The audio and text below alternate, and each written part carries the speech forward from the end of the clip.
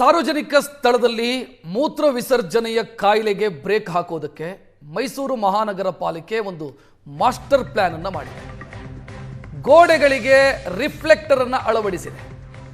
ಅಂದ್ರೆ ಕನ್ನಡಿ ರೀತಿಯಲ್ಲಿ ಕಾಣಿಸುತ್ತೆ ಆ ರಿಫ್ಲೆಕ್ಟರ್.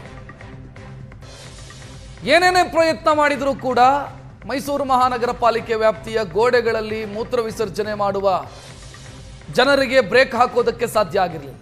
ಈಗ ಮಾಡಿರುವ ವ್ಯವಸ್ಥೆ ಈ ರೀತಿ ಇದೆ. ರಿಫ್ಲೆಕ್ಟರ್ ಹಾಕಿದ್ದಾರೆ ಮತ್ತು ರಾತ್ರಿ ಹೊತ್ತು ಕೂಡ ಈ ರಿಫ್ಲೆಕ್ಟರ್ ಕಾಣಿಸಬೇಕು ಅನ್ನೋ ಕಾರಣಕ್ಕಾಗಿ ಅದಕ್ಕೆ LED ಬಲ್ಬ್ನ ವ್ಯವಸ್ಥೆಯನ್ನು ಕೂಡ ಮಾಡಿದ್ದಾರೆ. ಕೆಲಸಕ್ಕಾಗಿ ನಗರದಲ್ಲಿ ಸಂಚಾರ ಮಾಡುವಂತವರು ಪ್ರತಿನಿತ್ಯವೂ ಕೂಡ ಹೊರಗಡೆ, ಅದರಲ್ಲೂ ಕೂಡ ಬಸ್ ನಿಲ್ದಾಣಗಳಲ್ಲಿ, ರೈಲ್ವೆ ನಿಲ್ದಾಣಗಳಲ್ಲಿ ಪ್ರತಿನಿತ್ಯ ಪ್ರಯಾಣ ಮಾಡುವಂಥವ್ರಿಗೆ ಇರುಸು ಮುರುಸು ಆಗುವಂಥ ಒಂದು ಸನ್ನಿವೇಶ ಬಂದೇ ಬರುತ್ತೆ.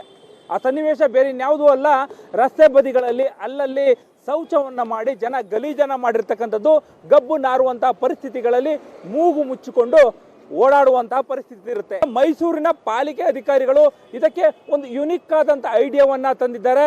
ಮೈಸೂರಿನ ಸಬರ್ಬನ್ ಬಸ್ ಸ್ಟ್ಯಾಂಡ್ನ ಮುಂಭಾಗದಲ್ಲಿ ಅಂಥದ್ದೊಂದು ಪ್ರಾಯೋಗಿಕ ಕೆಲಸ ಆಗಿದೆ. ಆ ಕೆಲಸ ಏನು ಅಂತ ನೀವು ನೋಡ್ಬೋದು. ಫುಟ್ಪಾತ್ನ ಬಳಿಗಳಲ್ಲಿ ಗಲೀಜನ್ನು ಮಾಡುವಂತಹ ಗಲೀಜು ಮನುಷ್ಯರೇನಿರ್ತಾರೆ ಅವರನ್ನು ತಡೆಗಟ್ಟುವಂತಹ ನಿಟ್ಟಿನಲ್ಲಿ ಕನ್ನಡಿಗಳನ್ನು ಫುಟ್ಪಾತ್ಗೆ ಅಳವಡಿಸುವಂಥ ಒಂದು ಕೆಲಸವನ್ನು ಮಾಡಿದ್ದಾರೆ. ಅಂದರೆ ಯಾರೊಬ್ಬ ಯಾವುದೇ ದೇವರ ವಿಗ್ರಹ ಆಗ್ಬೋದು ಅಥವಾ ಈತ ನುಡಿಗಳಾಗ್ಬೋದು, ಯಾವುದನ್ನೂ ಮೀರಿ ಆ ಒಂದು ಸ್ಥಳವನ್ನು ಗಲೀಜು ಮಾಡ್ತಾನೆ ಅಂಥ ವ್ಯಕ್ತಿ ಕಡೆಗೆ ಅವನ ಮುಖವನ್ನು ಅವನೇ ನೋಡ್ಕೊಂಡಾದ್ರೂ ಸರಿಯೇ ಗಲೀಜನ್ನು ಮಾಡಬಾರ್ದು ಅಂತೇಳಿ ನೀವೀಗ ನೋಡ್ತಾ ಇರ್ತಕ್ಕಂಥದ್ದು ಮೈಸೂರಿನ ಸಬರ್ಬನ್ ಬಸ್ ನಿಲ್ದಾಣ ಏನಿದೆ, ಬಸ್ ನಿಲ್ದಾಣದ ದೃಶ್ಯ. ಈ ಒಂದು ಬಸ್ ನಿಲ್ದಾಣದಲ್ಲಿ ಪ್ರತಿನಿತ್ಯವೂ ಕೂಡ ಲಕ್ಷಾಂತರ ಜನ ರಾಜ್ಯದ ಬೇರೆ ಬೇರೆ ಜಿಲ್ಲೆಗಳಿಗೆ ಪ್ರಯಾಣವನ್ನು ಮಾಡ್ತಾರೆ. ಅದೇ ರೀತಿಯಾಗಿ ಈ ಒಂದು ಫುಟ್ಪಾತ್ ಏನಿದೆ, ಫುಟ್ಪಾತ್ನ ಹಿಂಭಾಗದಲ್ಲೂ ಪಾರ್ಕ್ ಇದೆ, ಅದೇ ರೀತಿಯಾಗಿ ಶಾಲೆ ಇರುವಂಥದ್ದು. ಎಲ್ಲದಕ್ಕಿಂತನೂ ಮುಖ್ಯವಾಗಿ ಈ ಒಂದು ಫುಟ್ಪಾತ್ಗೆ ಅಂಟ್ಕೊಂಡಂತೆ ಟ್ಯಾಕ್ಸಿ ಡ್ರೈವರ್ಗಳಿರ್ತಾರೆ, ಅದೇ ರೀತಿಯಾಗಿ ಆಟೋಗಳಿರ್ತವೆ. ಸಾವಿರಾರು ಜನ ಓಡಾಡುವಂಥ ಈ ಒಂದು ಫುಟ್ಪಾತ್ ಏನಿದೆ, ಈ ಫುಟ್ಪಾತ್ನಲ್ಲಿ ಎಷ್ಟೇ ಹೇಳಿದ್ರು ಕೂಡ ಯಾರು ಕೂಡ ಗಲೀಜನ್ನು ಮಾಡೋದನ್ನು ನಿಲ್ಸಿರ್ಲಿಲ್ಲ. ಹಾಗಾಗಿ ದೇವರ ಫೋಟೋವನ್ನು ಇಟ್ಟಿದ್ರು, ಜೊತೆಗೆ ಟ್ಯಾಬ್ಗಳನ್ನು ಹಾಕಿದ್ರು, ಜನರಿಗೆ ಬುದ್ಧಿವಾದ ಹೇಳುವಂಥ ಕೆಲಸವನ್ನು ಕೂಡ ಮಾಡಿದ್ರು. ಅದ್ಯಾವುದಕ್ಕೂ ಕೂಡ ಬಗ್ಲಿಲ್ಲ. ಜನ ಈ ಒಂದು ಸ್ಥಳವನ್ನು ಗಲೀಜು ಮಾಡ್ತಾ ಇದ್ರು.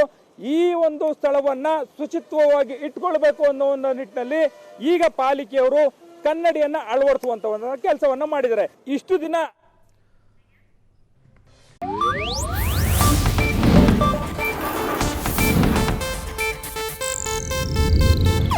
ಇದು ಏಷ್ಯಾನೆಟ್ ನ್ಯೂಸ್ ನೆಟ್ವರ್ಕ್ ಪ್ರಸ್ತುತಿ.